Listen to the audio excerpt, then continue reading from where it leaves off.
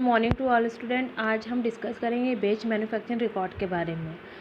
अगर हम बेच मैन्युफैक्चरिंग रिकॉर्ड की बात करें तो ये एक रिटर्न डॉक्यूमेंट होता है। जो कोई भी बेच बनती है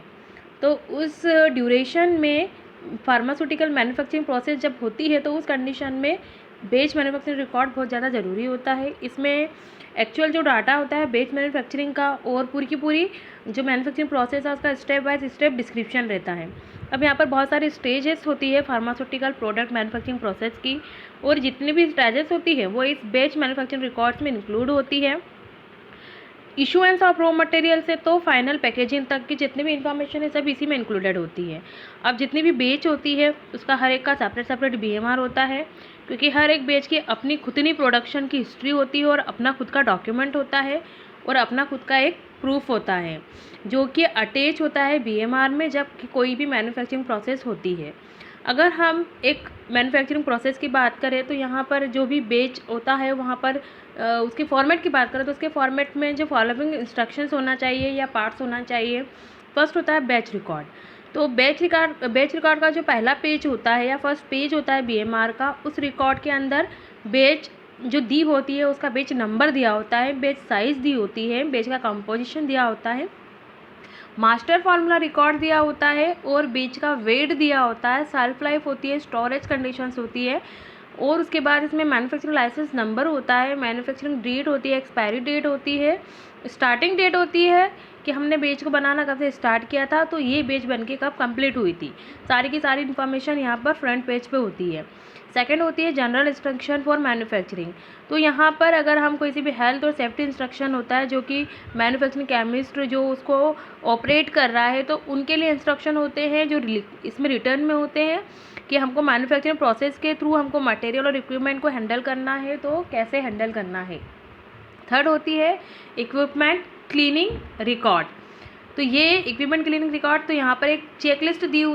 होती है इक्विपमेंट को क्लीनिंग के लिए और वो प्रिपेयर करते हैं। और ये भी मैन्युफैक्चरिंग जो बेच रहती है वो इंक्लूड होती है। उसमें प्रीवियस प्रोडक्ट के बारे में भी लिखा होता है कि प्रीवियस प्रोडक्ट इसमें क्या था और किस डेट को वो बना था और किस डेट को उसकी क्लीनिंग हुई थी। ये सारी उस इक्विपमेंट के और प्रोडक्ट के बारे में दी होती है। जो क्लीनिंग होती है इक्विपमेंट की उसको क्यूए का जो ऑफिसर्स होता है वो चेक करता है कि प्रॉपरली जो बेच पहले बना हुआ था वो क्लियर आउट हुआ है या नहीं हुआ, या लाइन क्लियरेंस ठीक से हुई है या नहीं हुई है। नेक्स्ट होता है बिल ऑफ मटेरियल। तो यहाँ पर जितने भी रॉ मटेरियल्स होते हैं जो हम मैन्युफैक्चरिंग प्रोसेस में यूज़ कर रहे हैं उनकी सबकी लिस्ट होती है और क्वांटिटी के साथ होती है कि कितनी क्वांटिटी में वो मटेरियल आया है, उनका जो एआर नंबर्स वहाँ पर होता है, वेट होता है मटेरियल का, उसको क्यूए का ऑफिसर वेरीफाई करता है कि वाकई में इतनी क्वांटिटी में ये मटेरियल आया है या नहीं आया, इतनी क्वांटिटी में है या नहीं है। और अगर टैबलेट है जिसको कोटेड करना है तो कोटिंग जो मटेरियल होता है वो इसमें इंक्लूड है या नहीं है वेट के साथ में। नेक्स्ट होता है मैन्युफैक्चरिंग प्रोसेस। मैन्युफैक्चरिंग प्रोसेस एक रिटर्न स्टेप होती है जिसको स्टेप बाय स्टेप एक इजी लैंग्वेज में लिखा होता है कि कोई भी पर्सन उसको अच्छे से समझ जाए। जैसे कि मिलिंग हो गई, शिफ्टिंग हो गई, ड्राइंग हो गई, लुब्रिकेशन हो गया, कंप्रेशन हो गया, कोटिंग हो गई, पैकिंग हो गई, या जितने भी इंस्ट्रक्शंस होते हैं जो प्रोसेस के लिए ज़रूरी होते हैं या प्रोसेस के टाइम पर बहुत ज़्यादा नेसेसरी होते हैं वो सभी यहाँ पर रिटर्न में लिखे हुए होते हैं। और उसके बाद यहाँ पर लाइन क्लियरेंस के लिए एक चेकलिस्ट भी होती है जिसको हम स्टार्टिंग हम बोलेंगे कि जितनी भी जो स्टेप होती है वहाँ पर हम अटैच करके रखते हैं कि अगर हम कोई सा भी नया प्रोसेस कर रहे हैं तो पुराना प्रोडक्ट वहाँ पर फुल्ली क्लियर आउट होना चाहिए। अब जब हर एक स्टेज कंप्लीट हो जाती है तो उस कंडीशन में टैबलेट को चेक करते हैं कि वो हमारा जो स्पेसिफिकेशन है उसको कंपाइल कर रहा है या नहीं कर रहा है, और जो रिज़ल्ट होता है वो भी हम जो बैच मैन्युफैक्चरिंग रिकॉर्ड है उसमें अटैच करते हैं। नेक्स्ट आता है इल्ड।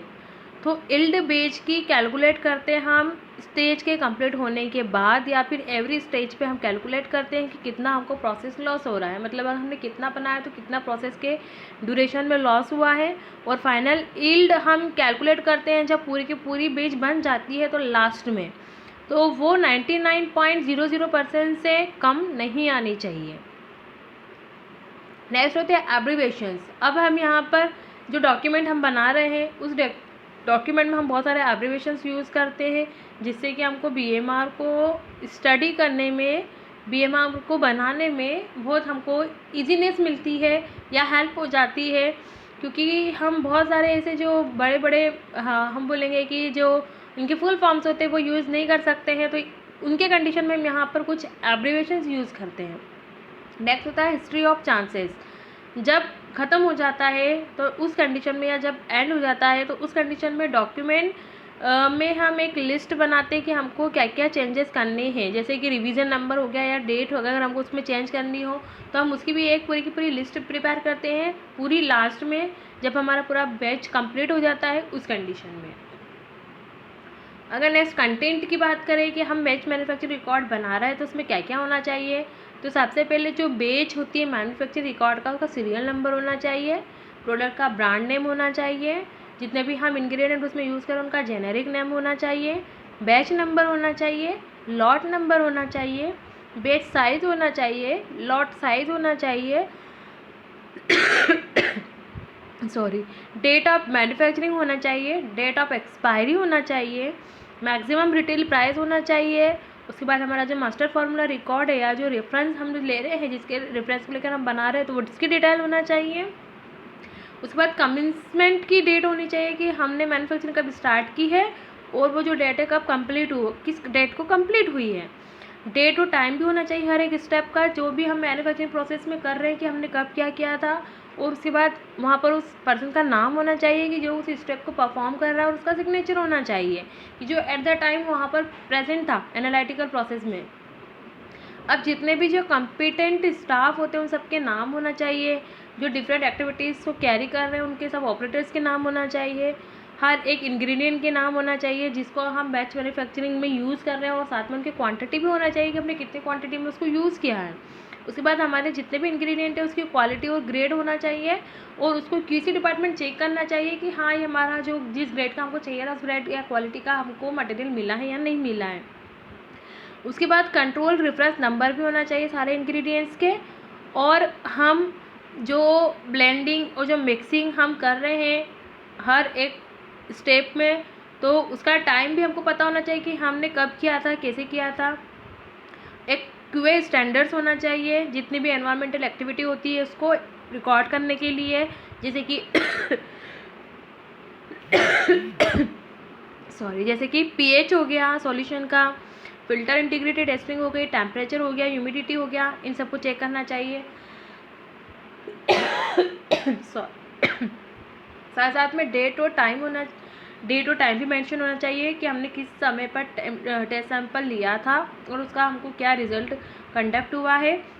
जब हमने मैन्युफैक्चरिंग प्रोसेस की है, और मैन्युफैक्चरिंग के बाद में भी हमको टेस्ट करना चाहिए, जैसे कि वैट हो गया, लीक टेस्ट हो गई, हार्डनेस टेस्ट हो गया, फ्रैगिलिटी टेस्ट हो गई, जो भी एप्लीकेबल टेस्ट है जो हमारी प्रोडक्ट में होते हैं फिनिश प्रोडक्ट के बाद में, तो वो सारे टेस्ट भी यहाँ पर होना चाहिए आइडेंटिफाई। उसके बाद इंस्पेक्शन रिकॉर्ड होना चाहिए, मशीनरी इक्विपमेंट और अदर एप्लीकेबल थिंग्स होती है उनका वॉशिंग रिकॉर्ड होना चाहिए, थ्योरेटिकल इल्ड होना चाहिए, परमिशिबल इल्ड होना चाहिए, एक्चुअल इल्ड कितनी आ रही है, कितनी थी उसकी, और वेरिएशन रिकॉर्ड भी उसमें इंक्लूड होना चाहिए, और ये बिल्कुल क्लैरिफाई होना चाहिए। रेफरेंस नंबर भी होना चाहिए रिलीवेंट एनालिटिकल रिपोर्ट्स का, और रीप्रोसेसिंग अगर हम कुछ कर रहे हैं तो उसकी भी डिटेल्स होना चाहिए, और पैकेजिंग मटेरियल की डिटेल होना चाहिए, और जो स्पेसिमेन प्रिंटिंग पैकेजिंग मटेरियल है उसकी भी डिटेल होना चाहिए। तो ये सारी इन्फॉर्मेशन हमारे किसी भी BMR में होना चाहिए। Thank you students.